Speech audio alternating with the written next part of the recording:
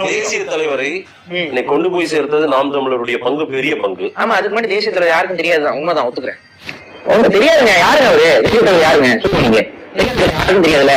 தேசிய தலைவர் போகிறோம்னா முன்னாடி யாருமே வீட்டுல மாட்டிக்கல, யாருக்கும் தெரியாதனாலதானே நபர் யாருக்கும் தெரியாம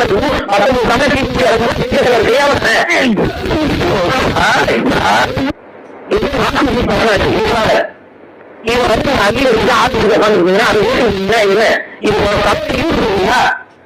ஆனாலும் பல்வேறு விஷயங்கள்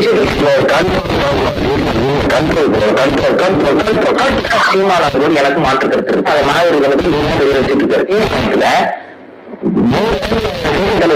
புகைப்படத்தை அதற்கு நான் வாழ்த்து சொல்லுவேன்.